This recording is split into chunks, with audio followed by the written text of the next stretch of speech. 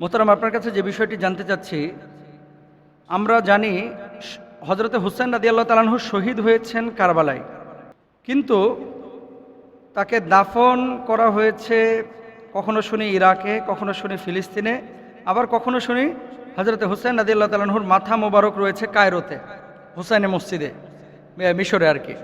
তো ওনার যে প্রশ্নের পয়েন্টটা সেটি হচ্ছে, শহীদ হইলেন কারবালায়, কিন্তু ওনার মাথার কবর আবার মিশরে কিভাবে গেল, মানে মাথা মোবারকটা মিশরে কিভাবে গেল?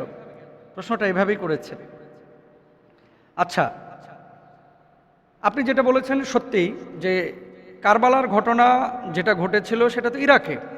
তো ইরাকে তিনি শহীদ হলেন, নবী পরিবারের ৭২ জন সদস্য নিয়ে তিনি গিয়েছিলেন, যাদেরকে কষ্ট দিয়ে অনেকে শহীদ করা হয়েছে, এবং নারী পুরুষদেরকে পরবর্তীতে, নারী শিশুদেরকে মদিনা মুনাওয়ারায় ফিরে আসার জন্য সুযোগ দেওয়া হয়েছে, কাউকে কাউকে মিশরের সে অঞ্চলে যাওয়ার সুযোগ দেওয়া হয়েছে। উনার শাহাদাতের পরে ইয়াজিদ এবং শিমার, এই যে শিমার, যিনি মূল হত্যাকাণ্ডের সাথে জড়িত ছিল, ওনার মাথা মোবারক, মস্তক মোবারকটাকে নিয়ে দামেস্কের রাজপ্রাসাদের সামনে ঝুলিয়ে রেখেছিলেন। নাউজুবিল্লাহ বলেন। আল্লাহর হাবিব সাল্লাল্লাহু আলাইহি ওয়াসাল্লামের এই কলিজার টুকরা নাতির মাথার মধ্যে একবার কাঠি দিয়ে খোঁচা দিয়েছে, ব্যথা দিয়েছে, আবার এই মাথার সাথে বেয়াদবি করেছে। সে সময় একজন বুড়া সাহাবী সেই অঞ্চলে ছিলেন, তিনি বলেছিলেন, আল্লাহর হাবিব সাল্লাল্লাহু আলাইহি ওয়াসাল্লামের এই কলিজার টুকরা দৌহিত্র বা নাতির মাথার সাথে তোরা বেয়াদবি করিস না, কারণ যেই মুখের উপরে তোরা লাকড়ি দিয়ে খোঁচা দিচ্ছিস, এই ঠোঁটের উপরে আমার পেয়ারা হাবিবকে আমি নিজে দেখেছি চুমু দিতে।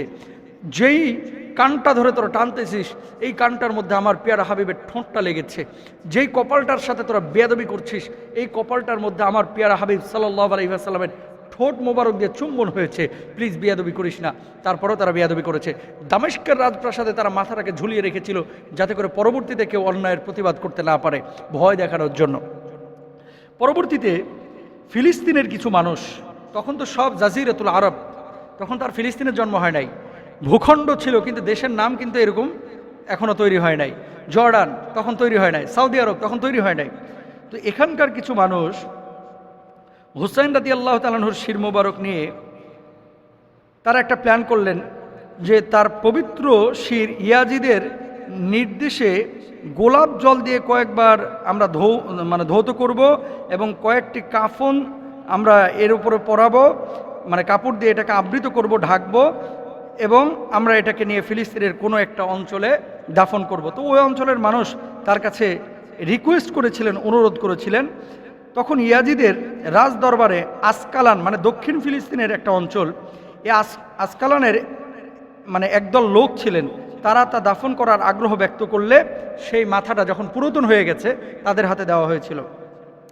তারা তা ফিলিস্তিনের আসকালানে তখন দাফন করেন। বুঝেন, ফিলিস্তিনের দক্ষিণ অঞ্চলে 549 হিজরিতে যখন ক্রুসেডাররা আসকালান এবং তার পার্শ্ববর্তী এলাকা যখন দখল করলো, মানে যুদ্ধ চলছিল, এবং ক্রুসেডারদের দ্বারা যখন শাসিত হচ্ছিল, তখন মুসলমান মনীষীদের কবরগুলো তারা ধ্বংসের চেষ্টা করেছিল।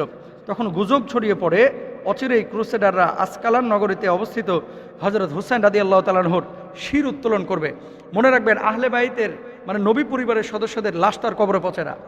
তো ক্রুসেডাররা টার্গেট নিয়েছিল, যেমন বড় বড় মনীষীদের, ওলিয়া উলিয়াদের কবরগুলো তারা ধ্বংস করেছিল, এমন ইতিহাস থেকে পাওয়া যায়। তো হুসাইন রাদিয়াল্লাহু তাআলা আনহুর মাথা মোবারকটা তখন ওখান থেকে তুলে তারা অপমান করবে বা লাঞ্ছিত করবে, এরকম তারা একটা বিষয় ভেবেছিল। তখন মিশরের ফাতেমি খলিফা তার উজিরের পরামর্শে ইমাম হুসাইন রাদিয়াল্লাহু তাআলা আনহুর শির মোবারক, হযরতে হুসাইন রাদিয়াল্লাহু তাআলা আনহুর শির মোবারক কায়রোতে স্থানান্তরিত করার সিদ্ধান্ত নেন। এক বিশাল অর্থের বিনিময়ে তৎকালীন মিশরের ফাতেমীয় আমির কায়েদুল জুয়ুস বদরুদ্দিন ৮ জমাদিউল আখর রোজ রবিবার আসকালান হতে শির মোবারক সংগ্রহ করে 10 জুমাদিল আখার রোজ মঙ্গলবার সুরক্ষিত মিশরে যথাযথ মর্যাদার সাথে নিয়ে আসেন, এবং পরবর্তীতে শির মোবারক ফিলিস্তিনের আসকালান থেকে 8 জমাদিউল আখের 548 হিজরিতে উত্তোলন করে সোনা রূপা খচিত সবুজ রঙের একটা বক্সে করে মিশরের কায়রোর উদ্দেশ্যে নিয়ে আসা হয়, এবং সেখানেই কিন্তু এই যে হুসাইনিয়া মসজিদের এখানে তার শির মোবারকটাকে দাফন করা হয়। তাহলে আমরা কি পেলাম? মূলত উনি শহীদ হয়েছেন কারবালাতে। এরপরে ঘটনার পরিপ্রেক্ষিতে ফিলিস্তিনের মানুষরা, এই অঞ্চলের মানুষরা তার মাথাটা দামেস্ক থেকে, সিরিয়া থেকে এই ফিলিস্তিনে নিয়ে এসে দাফন করে। এরপরে ক্রুসেডাররা যখন এই অঞ্চলগুলো শাসন করছিল, তখন ক্রুসেডারদের আক্রমণ থেকে, ধ্বংসযজ্ঞ থেকে এই মাথা মোবারককে বাঁচানোর জন্য এই মাথাটাকে উত্তোলন করে তারা মিশরে নিয়ে যায়। এবং এটা নিয়ে মতবিরোধ আছে, যে কেউ বলেন যে না আসলে ওখানেই আছে, কেউ বলেন যে না মিশরে নিয়ে আসা হয়েছে। তো ইতিহাস তো ইতিহাসই, তবে আমরাও ধারণা করি যে মিশরেই আসলে নিয়ে আসা হয়েছে। আল্লাহ তাআলা হযরত হুসাইন রাদিয়াল্লাহু তাআলা আনহুকে শাহাদাতের উঁচু মাকাম দান করুন এবং তার আদর্শ আমাদের জীবনে ধারণ করার তৌফিক দান করুন। বলুন আমিন।